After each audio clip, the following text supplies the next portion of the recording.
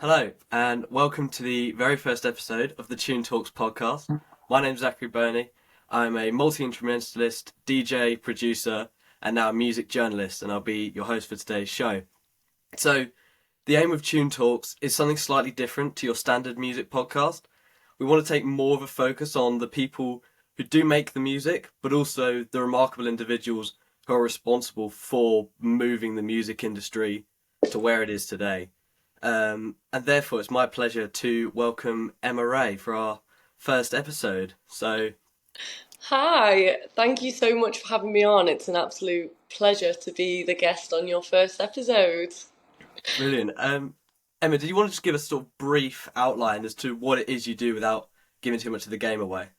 Yeah, so I own a marketing agency. We specialise in the promotion of music events, festivals, artists, record labels, everything to do with the music industry, really. But I've been in the music events industry slash music marketing industry, God, for over 10 years now. So I'm well versed in the industry, put it that way. Yeah. Well, just sticking on music marketing, social media seems to be your game. So, could you sort of go over why social media is so important for an artist or an event or a festival, and what difference that makes from a standard sort of marketing strategy? Yeah, for sure. I mean, social media in this day and age is pretty vital for any business across the board. I feel that if you're not utilizing social media, you're hugely missing out. At the end of the day, platforms like Instagram, they are literally the world's biggest free marketing platforms, and your reach and you know, the opportunity to tap into people is literally unlimited. Like everyone that you want at your event or everybody that you want listening to your track, chances are they're going to be on Instagram or they're going to be on Yeah. Facebook. And I just think that in this day and age, it's so important to have it. It makes such a difference to release campaigns, event campaigns. It's just, it's a must, I would say. Yeah. And when it sort of shifted to social media being this massive hub for anyone to find what you do, was there a change in how you're to market someone? Obviously, because it's a bit of technology, you're doing something different to a standard marketing strategy. Is it a whole different ball game, or is there some translation?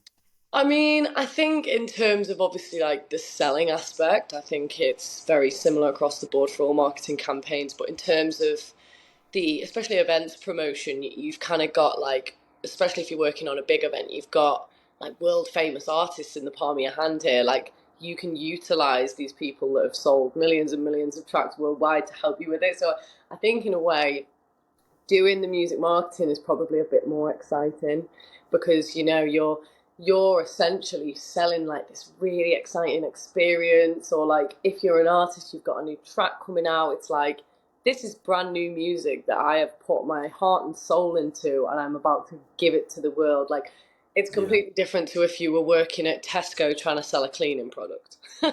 Yeah. And, I feel and I to, feel there's a lot more opportunity to be creative on a bit, tongue in cheek, especially if it's yeah. like a drum and bass rave that you're promoting. You can be like, bass faces at the ready or whatever. But Yeah, definitely.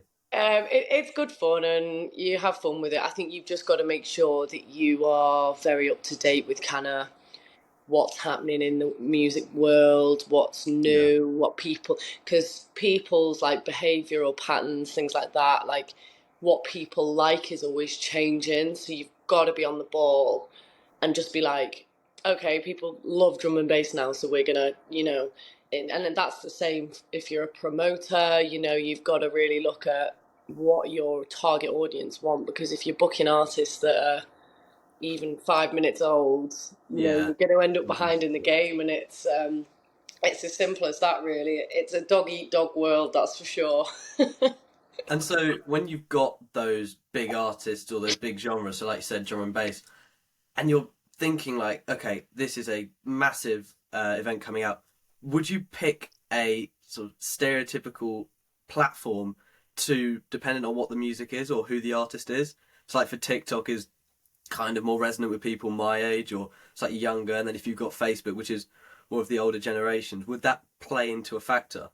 Yeah, it definitely does. I think it's quite funny, really, because it is completely different demographics that use different platforms. Like, I was actually watching something this morning, and people were interviewing people on the street, and they were saying, what's your favorite social media platform? And a lot of people were saying Snapchat and Be Real, and like, Yeah, these are the kind of the newer ones that have come in that I don't necessarily use. But for example, Instagram, I would say I'm 29. Everyone that I'm kind of friends with, they're on there, So maybe yeah, if you're looking for a rave that's for a slightly older, not just turned 18 crowd, you'd definitely be hitting Instagram. Although I would say Instagram should be used across the board for promoting yeah, all events because it's a very middle ground platform. yeah. There's everyone's kind of on it. There's enough Yeah, going and on. I would definitely say that you should just be using Facebook as well, simply because there's only a 25% crossover between audiences that are on Instagram and audiences that are on Facebook. Right. So essentially, you can be pushing out the same content on these two platforms, but you'll be tapping into totally different people, and it's just worth it. TikTok definitely is like, Yeah. no, I would say the underdog. It was the underdog, not really anymore. It's so music based, isn't it? That's the sort of fundamental of the app is you're using sounds to. Yeah, and I think it's pushing people to be more creative with their campaigns because the day and age of just the static image has now Yeah. gone. Hmm. Um, and it's requiring a lot more time and creativity from promoters. And I get a lot of people ringing me going, Emma, I literally haven't got a clue how to make a reel on Instagram. And it's like, it's changed that much now that if you can't do things like that, you're You'll gonna fall fall behind. behind. Yeah. Right. And so when you've got like okay, you've got your drum and bass rave for the example we're using, that's going out. And because it's an event, when you're looking at the analytics of your marketing campaign, what actually is important? Because everyone loves a like, everyone loves follows, comments, but what actually is the crucial thing you'll look at and go, right, we've got this right, we're going to attract more audience. What's going to be the golden ticket? I think something I say to people a lot is that people really focus in on like the vanity metrics, which are like the likes and the views and things like Yeah. that. But I think there needs to be less focus on that and more focus on the actual engagement because social media is called social media because it wants you to be social, and engagement is so important. That's why things like giveaways, competitions, you get one of them and you do it right, your account's going to go mad. So I think it's Mm. all about making sure that you're replying to comments, you're maybe following a few people that are within your target audience. Yeah. I think, yes, likes are good, they look good, views are good, they look good, but if you're trying to promote an event, you need to be in that account. Or if you're trying to promote your new single, you need to be in your account, interacting with people that are, within your niche or within your target audience. Even if you just take half an hour of your time out your day and go into doing that, it really makes a huge difference. And To that sort is of how, interact and keep that connection. yeah, and then by doing that, you then get your reach up. Hmm. That then you get your followers up like that. It's a bit of a butterfly effect, and Right. it definitely all leads to kind of the things that we do want to really see. So it's a bit of an underrated tip there that you should definitely be engaging. You're selling yourself for free here. Yeah. Yeah, so slightly shifting topics. We've just, I wouldn't say just, it's been 3 years now. We've come out of a global pandemic, and for in-person like festivals, how much did that affect the marketing business? Because almost what 50% of your business is gone. It was horrendous.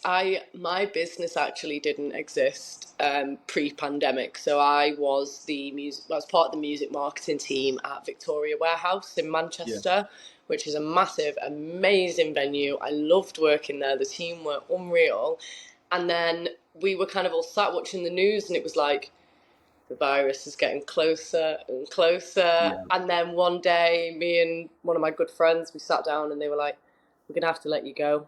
And I was like, "What?" And they were like, "We're gonna have to close the venue." Yeah. So for me, it put me completely out of work, and Hmm.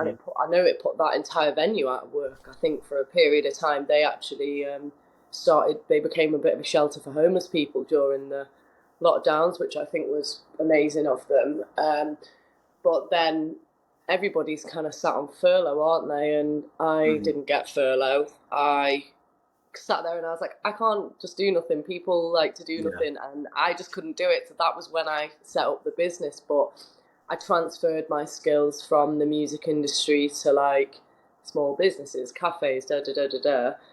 And luckily for me, it worked. But like, I've got so many people that I'm friends with that just completely went out of business. Like, Mm. it's so unpredictable. You just don't know what's around the corner. So I And because think, even now we're still coming back from the regulations of what's it, even being in person with someone, like this and last year were the last normal years after that. Those yeah. 2 years of silence for everyone. Yeah, well, another thing that I've noticed, especially promoting events and festivals, is that the people that turned 18 through the lockdowns, they obviously didn't get to go on their first nights out, and they didn't get to Right. go to like their first festival. So there's like this 2 year gap of people that would usually be splashing the cash on tickets to every possible event, that because they didn't get to go out and enjoy that buzz of their first rave on their 18th, now aren't buying. So like, it's completely changed buyer behaviours, in my opinion.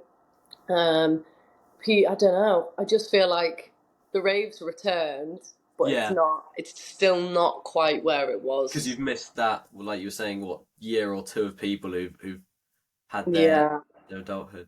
But on the Yeah, and I more think maybe people also like, got used to not going out, and then maybe mm, they're like, I'd rather just stay in now. So it's all about like enticing people back out, I yeah. suppose. Mm. And making a more positive thing, we've seen bedroom artists become a bit of a term across TikTok mainly. And when that came about, obviously everyone was going onto Instagram, posting their stuff themselves. What was the impact of people actually doing their marketing themselves rather than saying, I'm going to go to X big firm? Was there a big change in the industry, or was it kind of the same thing? I think for me, while through the pandemic, I had absolutely no expectation of getting any music industry related work, because I was like, the artists are going to be broke because they've got no gigs. The festivals obviously aren't allowed to run, so I just kind of shelved it. But I think that, us being in lockdown, it inspired a lot of creativity and people to step out of their comfort zones. And I think, yeah, the bedroom DJs are great, but I also think in a time where people were especially vulnerable, it really created a feeling of community and togetherness when we needed it the most. Yeah. Lucky for me, when I was in lockdown, I lived in a shared house with 6 people, so Oh, I wasn't too bad for me. But like, I would sit in my room, and me and my friends would all tune into like the Defected live streams, or yeah. it was nice. And then you'd see like Sonny Fodera in his garden with his kids running around, and he's belting Yeah. out tunes as if he's on a main stage somewhere. And Mm. it was quite funny, really. I'm just glad that it's over. Yeah, I mean, I think because there was a real split in the mental health people took within that time period, and mental health in the music industry has been a bit of a widely spoken about topic, with not just like mental health issues in general, but with substance abuse. And could you talk about how you've seen that maybe in a first hand experience? This little rave at like Yeah. 16. But with that kind of comes the drink, and then the drugs, and da da da da da. And don't get me wrong, I never drank every day or anything like that, but it got to the point where I was working on an event, but I was also partying on the event. And when that's Yeah. every weekend, it's like the lines get blurred, and Mm. then it'd be Sunday again, and I'd be like, I literally hate my life. I'd be so depressed, and this like doom loop went on for years, and I just couldn't break that cycle. And that was when I knew, like, this has gone from, maybe being something that was, don't get me wrong, I had so much fun, Yeah. but then, like, that something changes, and then I'm like, hang on, like, I really want to stop, but for some reason I still end up in a pub on a Friday night. So Yeah. I went sober. I've been sober for 16, 17 months now. Wow. And it's completely changed my life, and it's I've got so many friends that are in the industry that, it's taking drugs and drinking excessively in the music industry seems to be a bit of a standard. Like, Yeah, it's everywhere. When you go to an event, you just expect that it'll be there and it'll be backstage. And props to people if they can take it in moderation. But there's a lot of people that I know that can't, and I think that people suffer in silence. yeah, Yeah, like I for years pretended I was okay because I was like, this is just my life. Like, this is what normal people do. And then it wasn't like physically, or like I wasn't like a raging alcoholic, but it no, was my head. I yeah. just had to stop for my sanity. And And there's the stigma I, of not talking about it. Almost, you've got that. It's a thing yeah, you and go it on with. and it's a lonely place to be because you think, why do I feel like this? But everybody else seems okay. But really, chances are there's people that feel exactly the same way as you, but they're just not speaking about it. And I think it's a topic that needs to be spoken about more. I think the stigma around, addiction shouldn't be there because at the end of the day, alcohol is literally the most addictive substance on the planet, Yeah, and it's legal. Like, we can't look down on people for getting addicted to something that's so addictive. no, and it's And not like just. that, it upsets me because I had like some really good friends that like really fell out with me because of my drinking, and I was like really open about the fact that I was having such a hard time.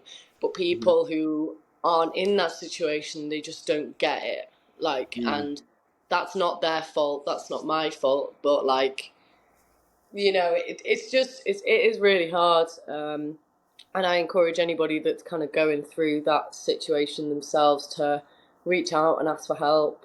Yeah, because Go there's almost the go. thing of it's only with the big hotshot artist, you're almost your Freddie Mercury, your Whitney Houston, who's the big loud thing. But when you realise that there's the sort of stem and tree of connection to everyone, that it can affect more than just that one person. Yeah, yeah. And I think, it's so much more common than people believe, and it's not necessarily drinking drugs. It can be gambling, sex. Hmm. Like, it's literally everywhere, and like, it's just not talked about enough. It's something that I'm really passionate about, to be honest. Yeah, no, And I'm very open about my sobriety on my social media, and a lot of people reach out to me and they're like, God, it must be so hard being sober in the music industry. And I'm like, it was at first, but I love a sober rave now. yeah, no, So no regrets. I can remember no. everything the next day. Don't wake up Like, feeling groggy or yeah, and like, yeah. I partied, I went to some of the maddest places. I lived in Ibiza for 3 summers. Like, I've Wow. got so many stories, and I felt like, that flame's starting to get a little bit bigger now, so I'm just gonna knock it out before it gets worse, kind of thing. Mm. And I'm glad that I did it. Yeah, no. Taking a bit more of a positive again. No. So, previous events, what are the kind of music demographic, like you mentioned drum and bass earlier? Is it exclusively just sort of electronic, or what's the widest range you could give an example of? I've marketed a festival with Boy George on the Wow. headlining. I've worked with mainly electronic, mostly because I was working at Victoria Warehouse and we did all the club shows. So like, we would do Mm. stuff on Blackpool Pier with like Chase and Status and MK, and there'd be like 5,000 ravers on the pier, and it was just insane. We did a festival in a woods called Wow. Wonderwood with Bugsy Malone. I hosted an antique gun and knife crime event with Stormzy Wow. about 5 or 6 years ago. That was before Victoria Warehouse. I had no idea who the speaker was. It was like an event for underprivileged black males that were maybe involved in gangs in London. So it was at a Hmm. venue that I was looking after in London at the time. And I went down to the car and I just opened the door and Stormzy gets out, and Oh, wow. I was like, damn, this guy's really tall. Giant. Yeah. Oh my God. But like, it's just, I remember that night because he was like the first major artist that I'd ever met, and still to this day might be one of the biggest still. But it was that moment when I left that event, I was like, wow. I was like, this is so cool. I was like, I love this. Yeah. And so was Stormzy the like when it came to so you've started your company, you're moving through your journey, and was that your moment where you went, this is kind of where I can see this is something that I can do forever now and it's gonna be my passion forever? Was that your sort of Yeah, I think the events and the music had always been my passion, but I'd always known I'd wanted to get to that point.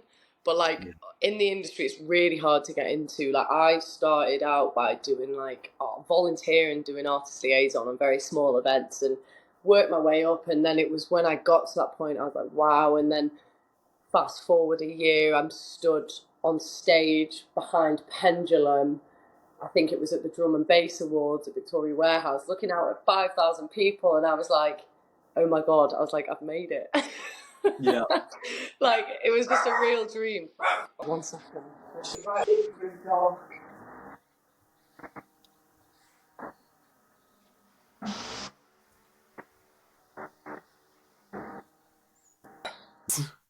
Yeah, so it was just amazing, and then it was that point where I was like, all my hard work for X amount of years has really started to pay off. And Yeah. I just felt overwhelmed with gratitude. Like some people, that's probably the worst nightmare, standing on stage in front of 5,000 people capturing the content of Pendulum. But for me, I was No. like, wow. But I think as I get older, like now, obviously I'm like the owner of the company and I've got the team. Like my favorite thing about doing what I do is being able to replicate that magic that I felt, but giving it to my team. Yeah. And like I've got an apprentice, Olivia, and another girl that works with me called Olivia. They're both amazing, and taking them to work on their first events and Yeah. taking them backstage and meeting artists, and I can see that excited glimmer in The their eyes, spark. and I'm like, this is so special to me because I think if I'm in a position to give an opportunity to someone, I'm gonna take it. Like, because I think that's just the most magical thing in the world is being able to help people and share your joy with people. Hmm. Yeah. I think that yeah, the music industry, like obviously so I've performed before, I've done it in what my local county, I've DJ'd online, and I think that the feeling of knowing someone's watching you is great, but the feeling of knowing in your heart that you actually A worked for it and B that you've done it in front of something despite well, you were nervous Yeah, probably gone wrong before. yeah. And yeah, and it's a final process. That's the final result to a process is what I think if you're finding something that you think I've spent God knows how many hours on this, but I've got to this point, where can I go next? I think that was the feeling when you know that music was the beautiful thing for anyone. Yeah, and I think it's something that brings people together as well. Like I've been Oh to yeah, social 100%. Yeah, like I've been to a few like music conferences, and it's that whole corporate meets rave vibe, and like everybody's just so friendly. Yeah, makes sense. Like it's a real community, and everybody kind of speaks to everybody. I mean, don't get me wrong, there are some not as nice characters, but Yep, I'm keep sure it to that's the that. same with every industry. You've just got No, to know who to avoid. yeah, definitely. Oh You no, don't mind Frank being in here, do no, not at all. He's you? yeah, everyone will love him. Um, so from Elixir's standpoint, when you take on a new, say, artist to switch it up a bit, what is the standard like process from a start to finish? Like, would they define a goal, or do you kind of scout out for them, or what's the little step by step checklist for them? Um, so this is a question that's impossible to answer just because every client we have is like on a different, not, I wouldn't say package, but like it's a very bespoke service, fully dependent upon, yes, I suppose their goals, their desires, like Yeah, whether that be selling tickets. Like I literally just yesterday had a new client who's coming on board. He's got an album coming out in January, so we're basically dropping new singles every couple of weeks in the lead up to the album release, but it's very tailored to kind of what the artist wants, where the artist is at right now, and what they've got coming up. So if a release is imminent in the next 4 weeks, it's like, okay, we Yeah. better get this, and this done. But yeah, it's fully dependent upon the client. But our services are mainly social media. Right.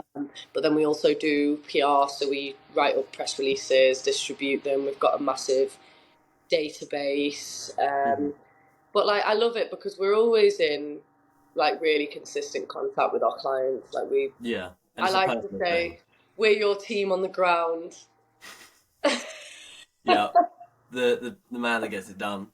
Yeah. Like I work with lovely Laura and Ben Santiago. Yeah. Yeah, and we manage their socials for them, and they're like jetting off all around the world on gigs every Friday and Oh Saturday night, and no. I'm like, "Hi guys, just a reminder to get some Yeah. content." Oh god. Yeah. So where did Elixir come from? You said it started in lockdown after you were made redundant from your company. What, like, how did it come about? Was it just you, or was it a joint thing? No, it was just me. Basically, I this sounds a bit weird, but I'm not very good at working underneath people. Like, I don't enjoy an office environment, like your standard Corporate. corporate. Yeah, like that was Yeah. just never me. Like, I was always like the naughty kid that wanted to do what I wanted to do and no one else. Yep. So when obviously lockdown hit, I was just thinking, I was like, why can't I transfer my skills and just set up my own thing? And I did it completely on a whim. But it was my ex-boyfriend of mine made my first logo, and I look back on it now and it looked awful. But then I literally just posted on my social saying, "Hi, I've decided to start doing this." And before I know it, I had 4 clients, and I was like, "Whoa!" I was like, "This could actually work." Yeah. And I've always been very ambitious with it. Like, when I get to a goal, I'm like, "Right, what can I do next?" Which sometimes can be problematic. But Yep. it just came from me wanting to work on my own terms, me wanting to be my own boss, not having to get out of bed at 6 a.m. to get to the office. Yep. No, I think that's pretty But it's quite universal. funny because I've come full circle now, wherein I do have an office, Mm-hmm. but we have gangster rap music playing all day, and we A bit different. swearing to our heart's content, because as long as everybody gets the work done, I don't care. Yeah. And it's all about creating a nice work environment, and I've just taken all the bits that I didn't like and made sure that they're not there in my work. Yeah. So is it going off something like, if you reminisce back to your time of a almost standard music industry firm, is it very different? Like, is it very formal, or is there quite a different atmosphere to how your firm Um, operates? Ours is a lot smaller, so I've only got 3 employees at the minute, Right. and then I've got a few people that I work with, but they're not like office based. I would say it's different because a lot of the places that I've worked at were party heavy, and Hmm. there was like the big sesh culture, Yeah. and obviously because I don't drink, and like for some reason all of my team are very sensible, so. Yeah. Very Although different to we your we do standard have a good practice. laugh after events, I can rely on them all to go home and go to bed and not stay out till 7 a.m., which is not like Helpful. anything like what I was like back in the day. No. But no, it was more like a family. I always say to them, I'm like, yes, it might be my business, but I don't like to be the boss, because without you guys, I wouldn't be where we are today. This Hmm. business is ours because we're all working on it, and it's all about making people feel appreciated at the end of the day, because Mm. I do appreciate them. And God, I've worked my bottom off in the past for people and been Yeah. treated like absolute crap, and nobody likes that. No. So, from all your experience you've had from working for yourself, working for a company, if you could give a piece of advice to someone who wants to get into the music industry, so doesn't know where to start, how to start, where to go, or wants something to do with music but doesn't specifically know the career for them, what would be your message to that person out there? My message would be to speak to people, Mm. network, attend events, because the music industry, yes, it might be what you know, but I would definitely say, especially to begin with, it's very much who you know as well. Hmm. I would definitely say that, get networking, follow people that, you look up to in the industry, or offer to volunteer on events. If Reach out to events promoters and say, hi, do you need any artist liaisons? Hi, do you need people to do the ticket scanning on the doors? Because you've just got to build up your contact list, make it known that this is what you want to do, and then as soon as there's an in, someone will go, Yeah. oh, hey, Emma, do you want to come and do this? Because, Hmm.